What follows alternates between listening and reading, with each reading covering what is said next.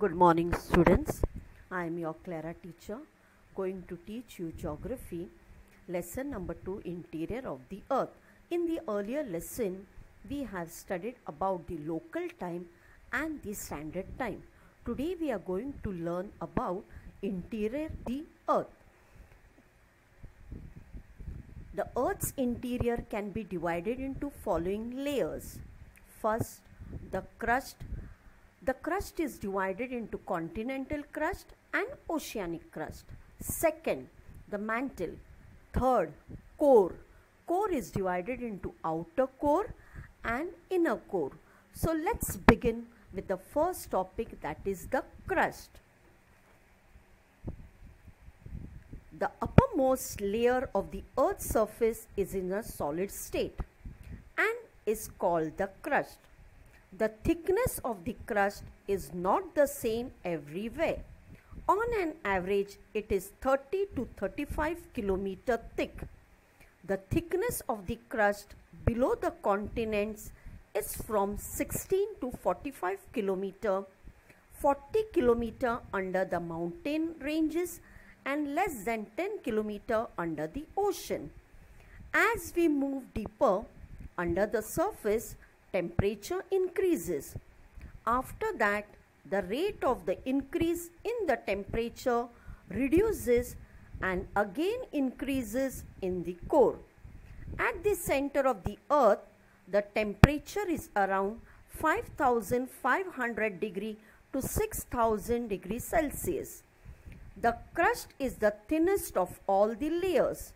When compared to the mantle and core, it can be divided into two sub-layers. Continental crust. The continents are mainly composed of silica and aluminium. Because of their high proportion in this layer, the layer was earlier known as shale. The density of the continental crust is 2.65 to 2.90 grams centimeter cube. The thickness of this layer is approximately 30 kilometers. Granite rocks are found in this layer.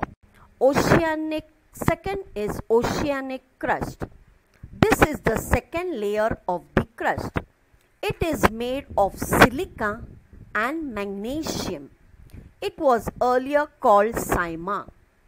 This layer is approximately 7 to 10 km thick.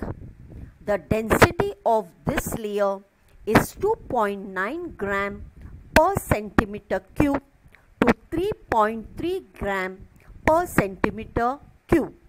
In this layer, basalt and gabbro rocks are mainly found.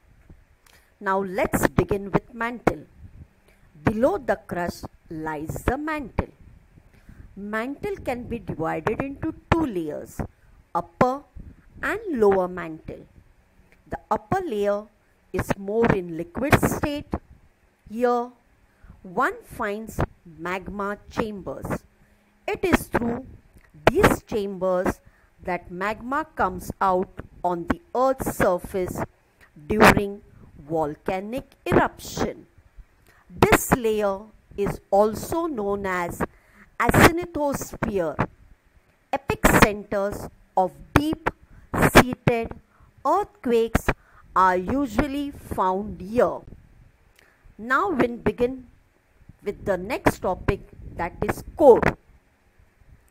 The core starts from around the depth of about 2900 km from the earth's surface. The part of the earth's interior extending from the mantle up to the center of the earth is the core. The thickness of the core is about 3471 km. This layer can be divided into outer core and inner core. Outer core extends from around 2900 km to 5100 km. The secondary waves cannot pass through the core. They get absorbed in this region.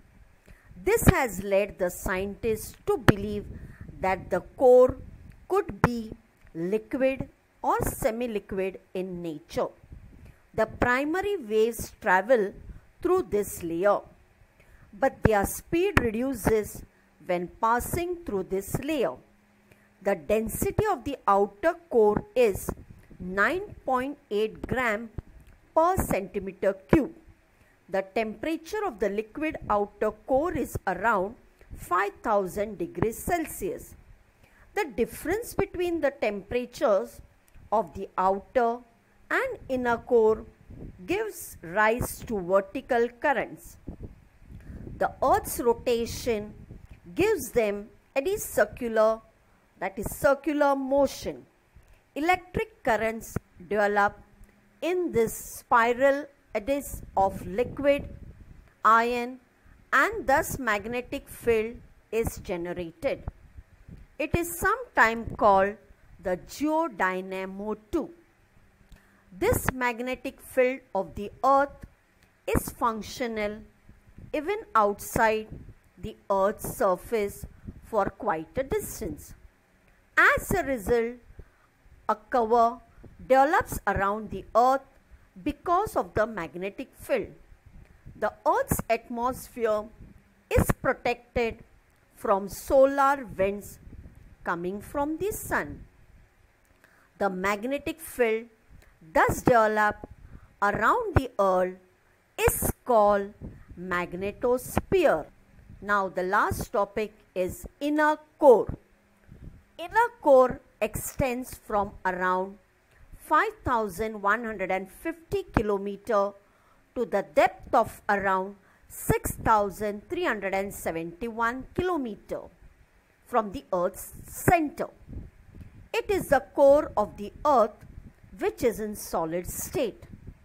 The density of this sphere is around 13.3 grams per centimeter cube. Iron and nickel are the major elements found here. Therefore, this layer is also called as NIF. As the material in this layer are under extreme pressure, the inner core is in liquid state. Therefore, the temperature here is almost equivalent to the surface temperature of the sun. Thank you.